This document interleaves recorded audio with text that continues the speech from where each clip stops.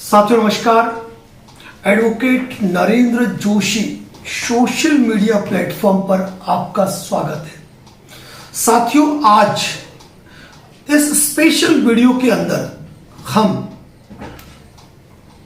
Specially आपको पूरी court की ट्रायल बताने वाले हैं। Section 25 the payment and settlement act, 138 NI act और बीएनएस यानी कि भारतीय न्याय संहिता की धारा 316 और 318 के बारे में। वीडियो फुल्ली नॉलेजेबल है। जितने भी एडवोकेट साथी देख रहे हैं उनके लिए भी, जितने भी दर्शक साथी हमारे देख रहे हैं उनके लिए भी। इस वीडियो का एक एक शब्द आपके लिए बहुत ही महत्वपूर्ण होने वाला है और यदि इस वीडियो में कोई टॉपिक में चूकता हूं तो आप कमेंट बॉक्स में लिख सकते हैं, उसके लिए नेक्स्ट पार्ट बन जाएगा। क्योंकि मैं पूरी कोशिश करूंगा कि हर पॉइंट को कवर करूं। साथियों, जनरली जब भी कोई व्यक्ति किसी कंपनी, संस्था, फाइनेंशियल इंस्टीट्यूट या मिलने वाले से कोई राशि उधार लेता है या कोई माल खरीदता है और उसके लिए वह चेक जारी करता है, ऐसी स्थिति में जब चेक बाउंस होता है तो 138 एनआई एक्ट की कार्रवाई होती है। यदि किसी व्यक्ति ने किसी फाइनेंशियल इंस्टीट्यूट से लोन ले रखा है, किन्हीं भी हालातों के चलते यदि वो लोन नहीं भर पाया, कंपनी उसका चेक बाउंस कराती है, तो 138 एनआई एक्ट पर काम में लिखित अधिनियम नेगोशिएबल इंस्ट्रूमेंट एक्ट 1881 के अंतर्गत उस पर कंप्लेंट फाइल की जा सकती है। और इसी तरह यदि उस व्यक्ति ने उस लोन के चुकाने के लिए यदि कोई ईएमआई निर्धारित कर रखी है और उसके लिए ईसीएस, एनएसीएच यानी कि ऑटो डेबिट की परमिशन ग्रांट कर रखी है, ऐसी स्थिति में यदि उस व्यक्ति का ईसीएस, एनएसीएच अनादरित होता है, बाउंस होता है, ऐसी स्थिति के अंदर उस व्यक्ति के खिलाफ सेक्शन 25 पीएएसए शॉर्ट में कहते हैं और फुल नेम है section 25 the payment and settlement act, जिसे कि अक्सर read with section 138 NI act कहा जाता है। और यह इसी कारण कहा जाता है क्योंकि यह 138 के प्रावधानों पर ही चलता है। अब आज के वीडियो का टॉपिक यह है कि कोर्ट की ट्रायल कैसे होगी, कोर्ट में क्या क्या होता है। देश के किसी भी कोने की कोर्ट हो, कोई भी कोर्ट हो, प्रोसीजर क्या है, आज उन प्रोसीजर पर हम चर्चा करेंगे। साथियों, सबसे पहले इसी तरह 316, 318 भी है, तो मेरा जो वीडियो है आप इसको तीनों ही परिप्रेक्ष्य में सुने और समझे कि सभी की ट्रायल इस परिप्रेक्ष्य में चलेगी। अब बात करते हैं सबसे पहले कि यदि आपने किसी को चेक जारी करके रखा है, यदि आपका ईसीएस बाउंस हुआ है या कंपनी आपके खिलाफ 316, 318 की कार्रवाई करना चाहती है, इन परिस्थितियों में जब आपका ईसीएस बाउंस होगा या चेक बाउंस होगा, ऐसी स्थिति में कंपनी आपको एक लीगल डिमांड नोटिस देती है 15 डेज का, 15 दिन का। और उस नोटिस के अंदर यह लिखा होता है, एडवोकेट की ओर से नोटिस आता है कि मेरे क्लाइंट के साथ आपकी ये डील थी, 5 जून 2025 को चेक या ईसीएस प्रेजेंट हुआ, जो 7 जून 2025 को अनादरित बाउंस हो गया, बैलेंस इनसफिशिएंट, सिग्नेचर डिफर, जो भी कारण हो, account blocked, payment stopped bye drawer, किसी भी रीजन से आपका यदि ईसीएस या चेक बाउंस हुआ, ऐसी कंडीशन में आपको एडवोकेट नोटिस आता है। तो जिस तारीख को बाउंस हुआ यानी कि 7 जून को बाउंस हुआ, तो 30 दिन के भीतर आपको एक रजिस्टर्ड नोटिस देना होता है और वह रजिस्टर्ड नोटिस जरिए रजिस्टर्ड पोस्ट आपके पास आता है। ऐसी स्थिति में यदि वह नोटिस आपको टेक्स्ट मैसेज के लिंक के रूप में, व्हाट्सएप मैसेज लिंक के रूप में आता है तो उसकी कोई औचित्य नहीं है। रजिस्टर्ड पोस्ट से आपको नोटिस आया, 15 दिन का आपको नोटिस आया।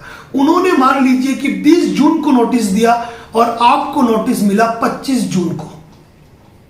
आपके पास 15 दिन का टाइम है उस नोटिस का जवाब देने का या फिर जो राशि आपने ले रखी है उस राशि को लौटाने का।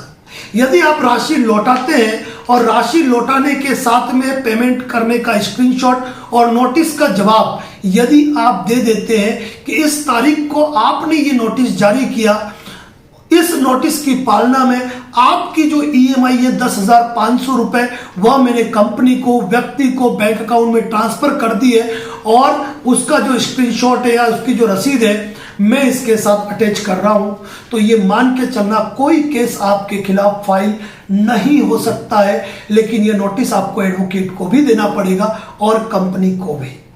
मान लीजिए आपके पास पेमेंट की व्यवस्था नहीं है, आपके चेक का दुरुपयोग हुआ, आपके ईसीएस का दुरुपयोग हुआ। कई बार ईसीएस के भी दुरुपयोग होते हैं। कैसे होते हैं वो हम अगले वीडियो में कभी बात करेंगे। तो आपने विधिक आधारों पर यदि आपने उनको रजिस्टर्ड नोटिस का जवाब दे दिया तो वह जवाब भी आपको 15 दिन के भीतर देना है। अब 15 दिन के भीतर आपने उसका जवाब दे दिया, उसके बाद भी कंपनी या वो व्यक्ति आपके खिलाफ चेक का केस फाइल करना चाहता है, 316, 318 का केस फाइल करना चाहता है या सेक्शन 25 का केस फाइल करना चाहता है, तो आपको नोटिस कब मिला? 25 जून को। तो 25 जून से 15 दिन उनको वेट करना पड़ेगा, यानी कि 15 दिन पहले वो केस नहीं फाइल कर सकते हैं और गलती से भी फाइल कर दिया तो वह प्री मेच्योर्ड क्लेम माना जाएगा, प्री मेच्योर्ड कंप्लेंट मानी जाएगी और वह कंप्लेंट खारिज होगी। अब 15 दिन बीत गए। अब 15 दिन कब बीते? मान लीजिए 10 जुलाई को। तो 10 जुलाई के पहले वो फाइल नहीं कर सकते, वो 11 जुलाई के बाद फाइल कर सकते हैं। तो 10 जुलाई से लेकर 10 अगस्त ये उंगलियों पे गिनने पड़ेंगे 30 दिन, यानी कि 30 दिन के अंदर जो कंपनी है, सामने वाला व्यक्ति है, उनको कंप्लेंट फाइल करनी पड़ेगी कंसर्न कोर्ट में, क्षेत्राधिकार की कोर्ट में। अब जहां तक बीएनएस 316, 318 का सवाल है तो जहां एग्रीमेंट एग्जीक्यूट हुआ वहां किया जा सकता है, जहां कंपनी का हेड ऑफिस, कॉर्पोरेट ऑफिस है वहां फाइल किया जा सकता है और इसके अलावा आप जिस क्षेत्र में रहते हो वहां फाइल किया जा सकता है। लेकिन सेक्शन 25 और 138 का केस वहीं फाइल किया जा सकता है जहां कंप्लेनेंट के बैंक अकाउंट में आपका चेक या ईसीएस बाउंस हुआ है। उसके अलावा यदि वह किसी और जगह कर देते हैं तो वह केस आप खारिज करवा सकते हैं जुडिक्शन के बेस पे। जुडिक्शन के बेस पे आप इस केस को खारिज करवा सकते हैं। इसकी पूरी जानकारी हमारे एक मेल और केस खत्म और कई वीडियो है जिसमें हमने जानकारी दे रखी है। आज हम उस मुद्दे पर बात नहीं करेंगे। अब मान लीजिए कि ये केस जो है कंपनी ने या जो व्यक्ति है उसने आपके खिलाफ सेक्शन 25, 316, 318, 138 एनआई एक्ट का उन्होंने कंसर्न कोर्ट में, संबंधित क्षेत्राधिकार के कोर्ट में फाइल कर दिया। ये बता दूं मैं आपको कि कई बार कई साथियों को ये कहा जाता है कि हाई कोर्ट में केस फाइल हो रहा है, सेशन कोर्ट में केस फाइल हो रहा है, यहां फाइल हो रहा है, वहां फाइल हो रहा है, तो सारी बातें झूठी है। यह केस फाइल होता है केवल और केवल judicial magistrate first class court में। कई जगह इसके लिए स्पेशल कोर्टें बनी हुई है एनआई एक्ट के नाम से, तो वह वहां पर भी फाइल होता है। जब ये केस फाइल होता है तो वहां पर यदि ये केस व्यक्ति की तरफ फाइल हो रहा है, यानी कि किसी व्यक्ति से आपने पैसा लिया है वो फाइल कर रहा है, तो उसका आधार कार्ड लगता है, चेक लगता है, रिटर्न मेमो लगता है, नोटिस लगता है, डाक रसीद लगेगी, डिलीवरी रिपोर्ट लगेगी। लेकिन ये केस यदि कोई कंपनी फाइल करती है तो ऐसी दशा के अंदर कंप्लेंट कॉपी के साथ, एफिडेविट के साथ,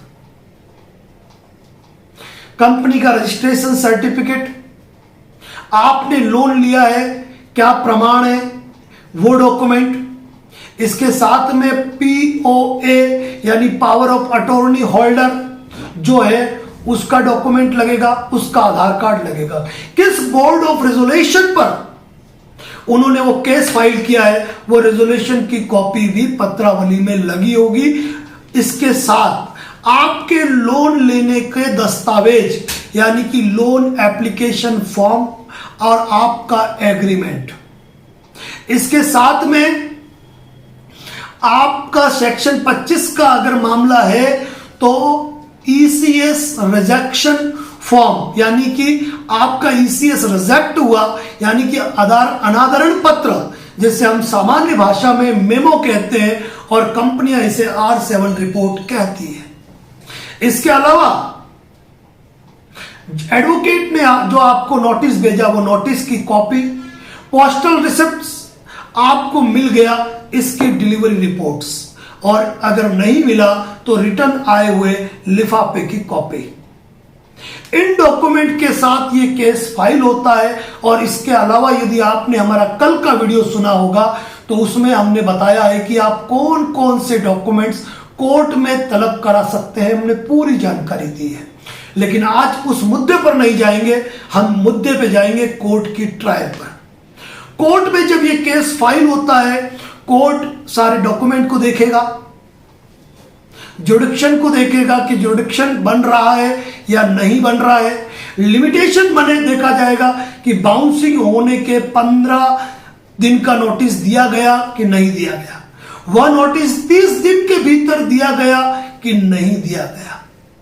लोन के डॉक्यूमेंट देखे जाएंगे और इसके अलावा आपको जब नोटिस की तामील हुई या लिफाफा रिटर्न हुआ उसके 15 दिन बाद फाइल किया है या नहीं किया है, और तामील के 1 माह के भीतर यह केस फाइल किया गया है या नहीं किया गया है।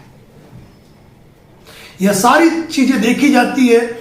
और ऐसी कंडीशन में अब 1 जुलाई 2024 से जो नए प्रावधान लागू हुए हैं उन प्रावधानों के तहत जो एक्यूज्ड है, जो अभियुक्त है, जो आरोपी पक्ष है, उसको भी सुना जाना अनिवार्य है। और उसके लिए BNSS सेक्शन 223 का एक नोटिस आपको जारी होता है जो जरिए रजिस्टर्ड पोस्ट या पुलिस स्टेशन के थ्रू आपको तामील होगा कि यह तारीख इस कोर्ट में है, इस तारीख को आप कोर्ट में आपको डायरेक्शन दिया जाता है, ऑर्डर नहीं दिया जाता है, डायरेक्शन दिया जाता है कि आप यदि अपना कोई पक्ष रखना चाहते हैं तो आप अपना पक्ष रखें। उस नोटिस में कोर्ट का नाम, कोर्ट का एड्रेस, केस किसने किया, क्या मामला है, शॉर्ट में धारा का नाम, और यह नोटिस आपको प्राप्त होता है और उस डेट को आप कोर्ट में अपीयर हो सकते हैं।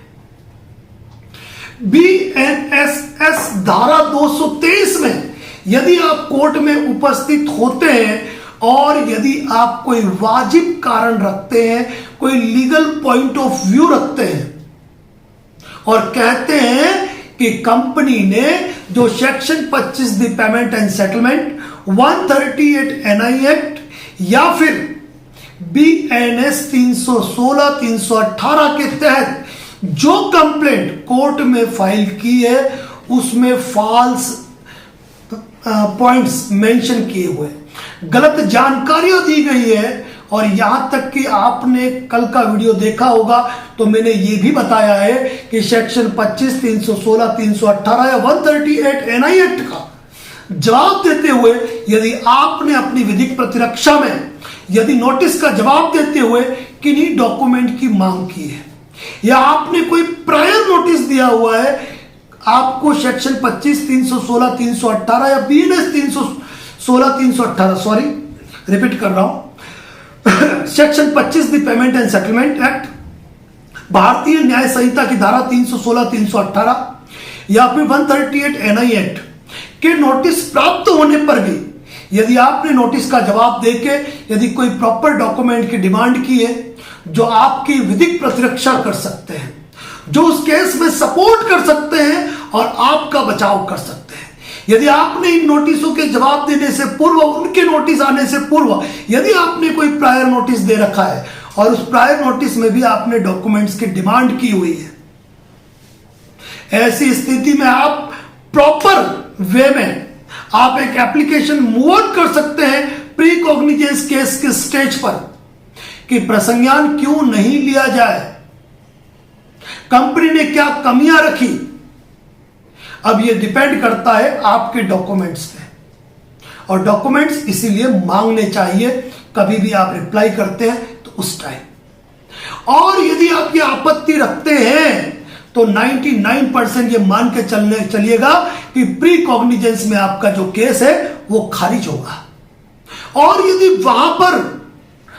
वहां पर माननीय न्यायालय ने आपके प्रार्थना पत्र को दरकिनार करके यदि कॉग्निजेंस ले लिया है तो आप उस कॉग्निजेंस को चैलेंज कर सकते हैं माननीय हाईकोर्ट में, जहां आप आधार रखेंगे कि आपकी बात को नहीं सुना गया और कौन से तथ्यों को दरकिनार किया गया।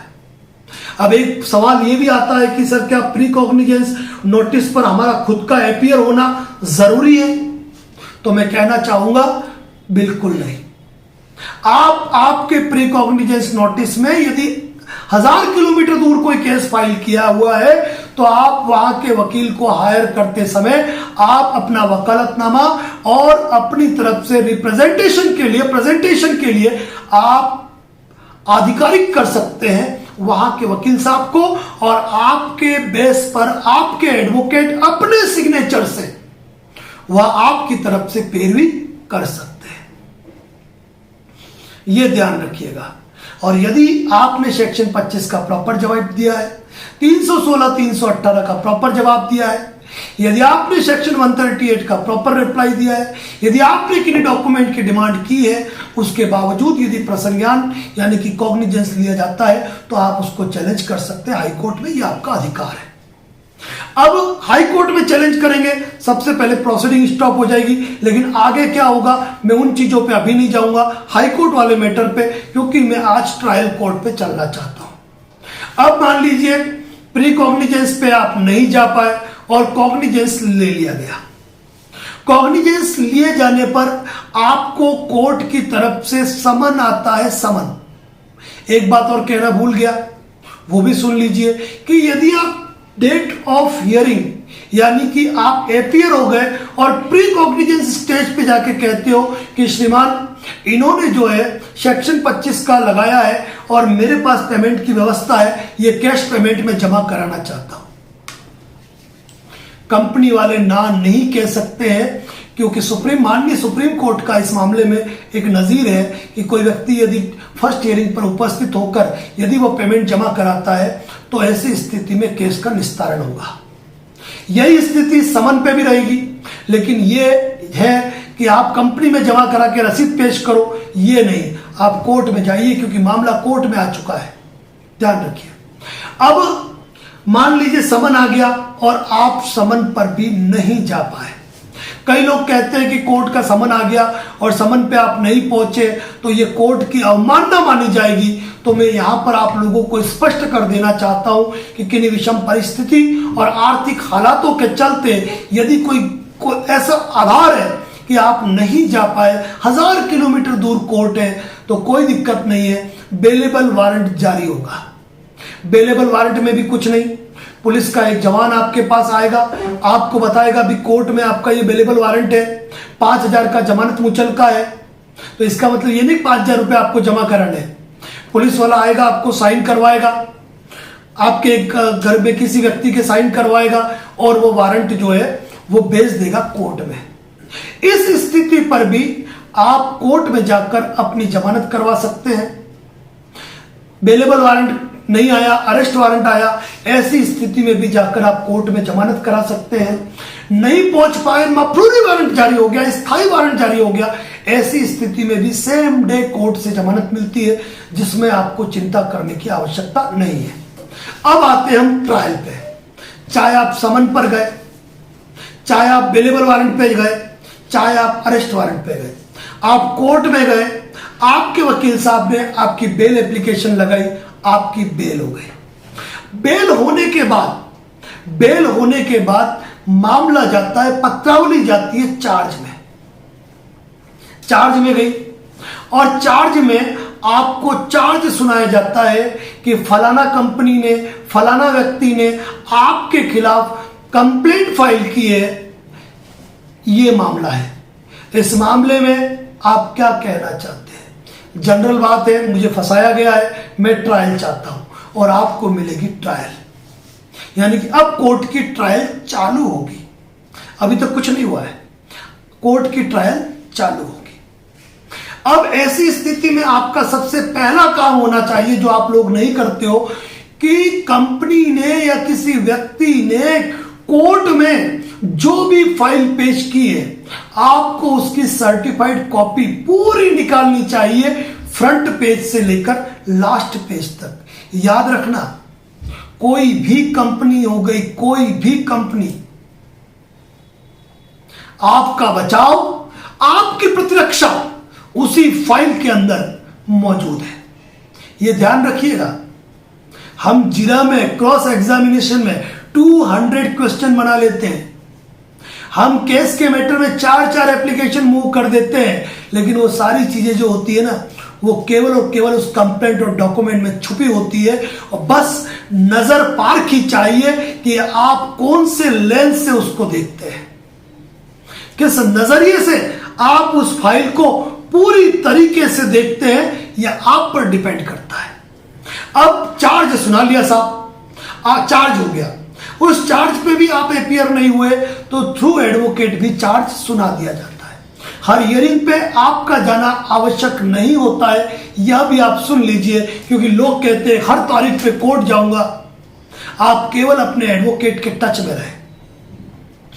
चार्ज होने के बाद कंडीशन आती है एविडेंस की, फाइल आती है आपकी एविडेंस पे, आपकी मतलब कंपनी की, जिसने भी केस फाइल किया है उसकी एविडेंस में जो सामने की कंपनी है या जो भी है, वह एक एफिडेविट फाइल करता है कोर्ट में।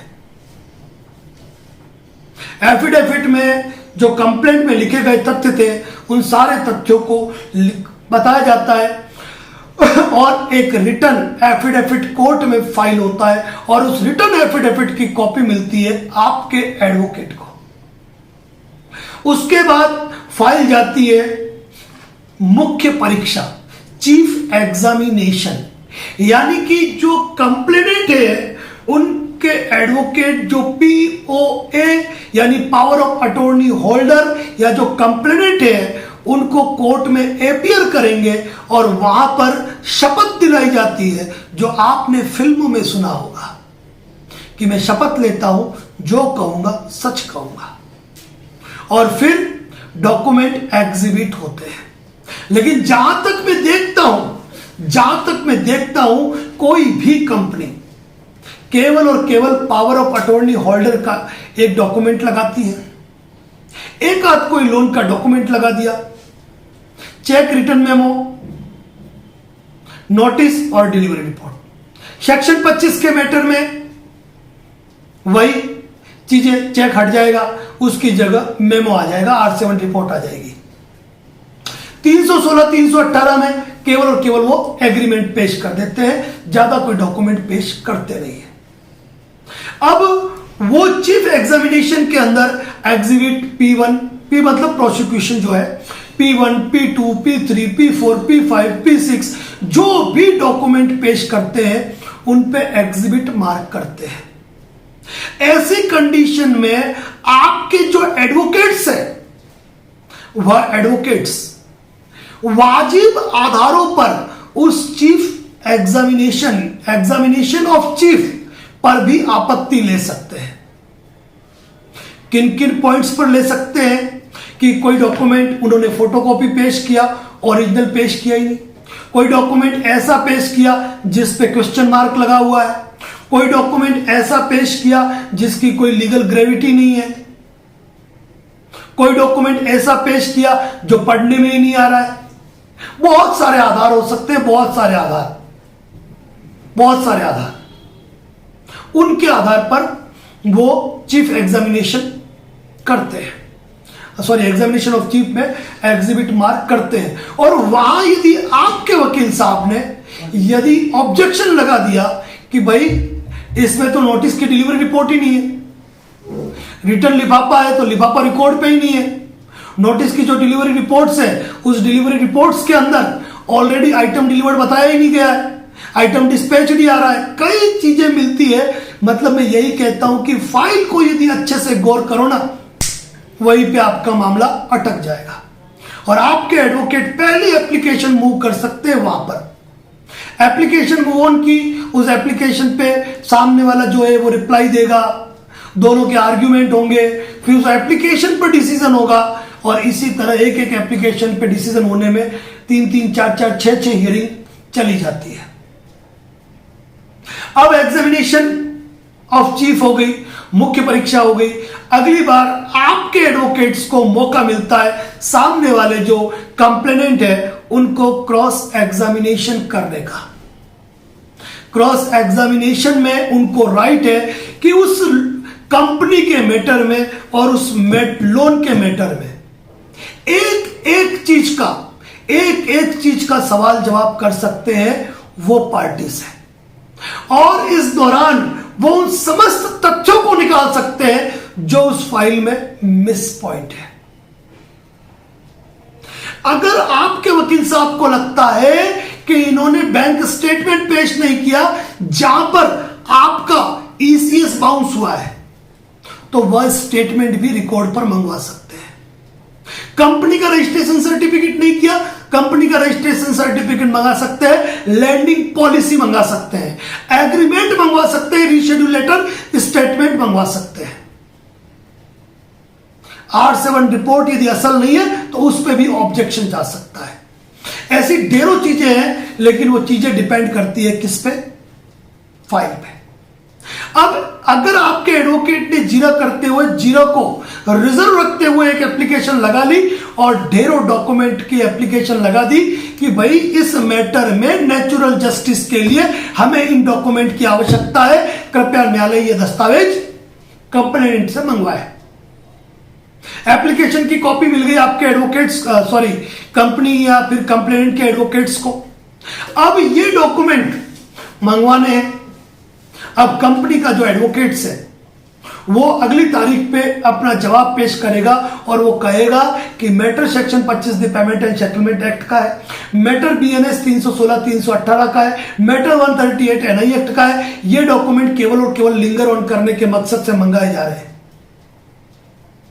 तो ऐसी स्थिति में आपके एडवोकेट उस मैटर पे क्रॉस करेंगे और 99% ये मान के चलना कि ये एप्लीकेशन आपकी अप्रूव्ड होगी, न्यायालय उसको स्वीकार करेगा और ऑर्डर करेगा ये डॉक्यूमेंट तलब करने के लिए। और कोर्ट ने जब ये डॉक्यूमेंट तलब कर दिए ना, तो वकील साहब के पास मौजूद नहीं है और न ही उस लोकल जो आप पे केस फाइल हुआ वहां पे मौजूद है। ये सारे के सारे डॉक्यूमेंट होते हैं हेड ऑफिस, तब इनको मेल करनी पड़ेगी हेड ऑफिस को, और हेड ऑफिस को इन डॉक्यूमेंट को देने में वही चीजें होती है, परेशानी आ जाती है बड़ी बड़ी।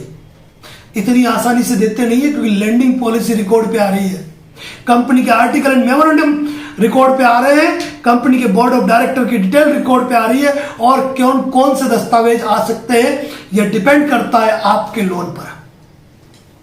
अब अगर ये डॉक्यूमेंट कंपनी ने आपकी माननीय न्यायालय ने आपकी एप्लीकेशन को एक्सेप्ट करके ये डॉक्यूमेंट तलब करने के लिए ऑर्डर कर दिया, समझ जाइए आपका केस लिंगर ऑन हो गया, सालों साल कुछ नहीं होना है। क्योंकि कंपनी इतने डॉक्यूमेंट होने पर तो जब एक सिंपल कंप्लेंट और 4 डॉक्यूमेंट पे 200 पे क्वेश्चन हो सकते हैं, तो फिर अगर डॉक्यूमेंट पे जीरा करो तो बात ही बदल जाती है। अब कंपनी डॉक्यूमेंट दे नहीं पाएगी, मामला अटका रहेगा और फिर लगातार जीरा में यदि पीओए नहीं आया, अधिकार ग्रहीता नहीं आया जीरा में, तो केस खारिज हो जाएगा। और एक बार ऐसी स्थिति लाओगे ना तो फिर ये लीगल टीम भी है ना हिल जाती है।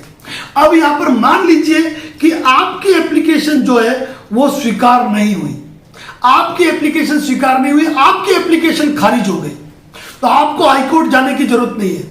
आप सीधे सेशन कोर्ट के अंदर रिवीजन फाइल करके आप इस मैटर में ये डॉक्यूमेंट मंगवा सकते हैं। सेशन कोर्ट ने एक्सेप्ट नहीं किया, हाई कोर्ट आपके सामने है ही है। अब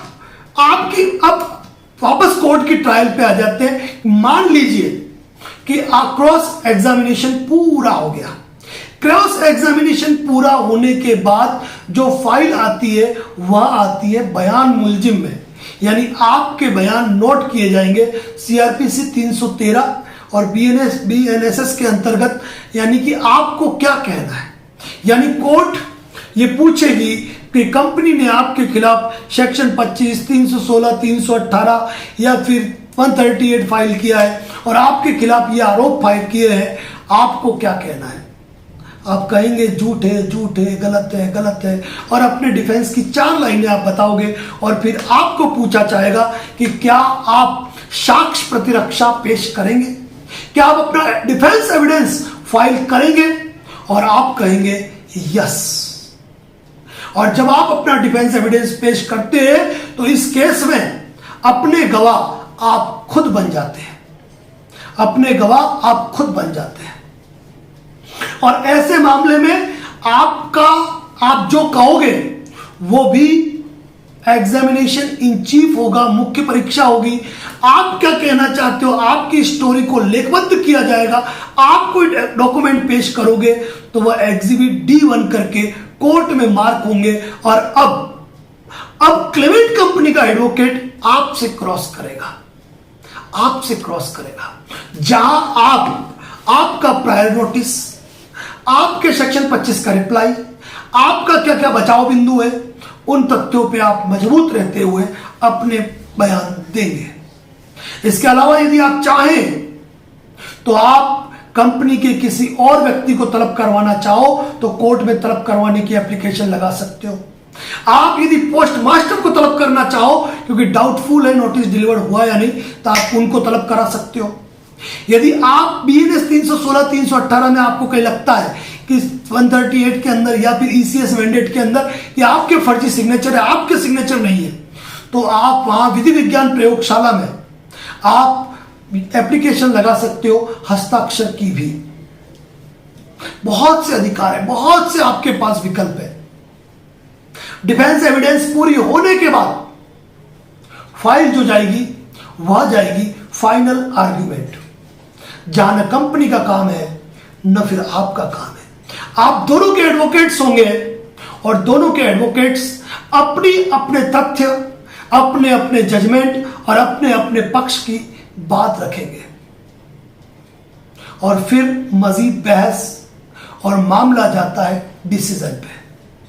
यह कोई आर्बिट्रेटर नहीं है, यह कंपनी द्वारा एक पक्षीय नियुक्त आर्बिट्रेटर नहीं है, यह न्यायिक प्रक्रिया है। और इसीलिए साथियों आपने देखा होगा कि section 25 the payment and settlement act